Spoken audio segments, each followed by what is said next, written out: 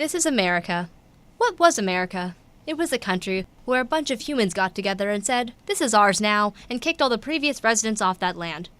America's known for being the land of the free, but it's also known for being pretty terrible to people who live there if their skin doesn't match the color of their bread. Over about 200 years, it grew into a massive nation comprised of 50 what the early Americans called states, which were basically just provinces, but the Americans wanted to sound interesting and unique. America's run by a president, which is a person that people in America get together and decided it was their leader with a bunch of crazy math and numbers and paperwork. The last leader of this country was a guy called Donald Trump. Donald Trump was a celebrity, which is a person that other humans worshipped because they thought they were gods, because some of them were really attractive or really good at singing, or just kind of existed and absorbed attention from other humans for no discernible reason. Trump was this kind of celebrity.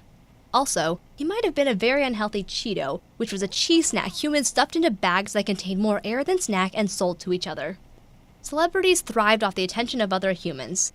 Many of them used flat rectangles they called phones or slightly larger rectangles they called tablets, documenting their lives and showing them to their followers. These phones and tablets were also how some people became celebrities, by creating entertaining things for other humans to watch, such as comedic shorts or performing challenges, such as the Tide Pod Challenge, one dangerous at the time due to the chemicals in the plastic sacks called pods, but humans have since evolved to be able to eat these chemical sacks without any reaction whatsoever. Many of these challenges were essentially dares, which were what humans called dangerous tasks they gave to each other to see if the other would do them. Humans' primary mode of worship of their celebrities, or what they knew of as gods, was before an altar, usually a flat wood or metal surface upon which sat another flat rectangle called a television. This television was another of the primitive devices used by humans that produced images of celebrities, and humans would worship them while sitting in front of it. Celebrities usually preferred the company of each other as opposed to fellow humans, and as a result, humans tended to believe even more thoroughly in their holiness. However, some did hold sacred gatherings in which they stood before their followers on a platform, singing their personal songs of worship and allowing their disciples to take in their divinity firsthand. For a price, of course. Those who did not do this, preferring to be worshipped through phones, tablets, and television, remained in the holy center of America known as Hollywood.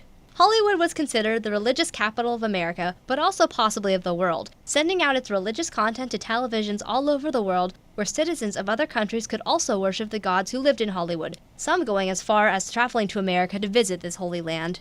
Trump, though famous, did not live in Hollywood, nor was he considered a god, though he did believe himself to be much more important of a holy figure than he truly was, erecting a large temple for himself in the center of a secondary, lesser holy land called New York.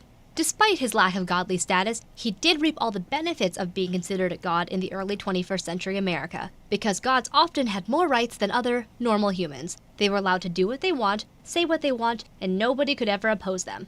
Trump was a notorious womanizer, but not only that, he was also known to make unwanted advances on women and receive no repercussions, something common among men, but even more common among male celebrities. When Trump ran for president, this behavior would be something that would usually be deemed unacceptable, but due to his celebrity status, many turned a blind eye to this. You can do anything. Whatever you want. In addition to this, Trump was known to some humans during his campaign as being a man who said what nobody had the balls to say, an expression which meant that he said things that some humans had thought, but had the social decency to keep in their head rather than say out loud to fellow humans. Terrible things like, "They're bringing drugs, they're bringing crime, they're rapists. Let the illegals drive them in. They're coming in anyway." They don't want these people, so they send them to the United States, because the United States is run by stupid people. Some are good and some are rapists and some are killers, and we don't even know what we're getting. First of all, I love the Mexican people. How can I not love people that give me tens of millions of dollars for apartments? You have to love them. You have illegals that are just pouring across the border. following his inauguration came one of the worst diplomatic disasters in history, filled with espionage, trade conflict, and ultimately, warfare. This warfare caused America to crumble into the remnants of a nation, making Trump the last American president while the world continued to go on around it. As time passed, global problems began to solve themselves and Earth was finally at peace.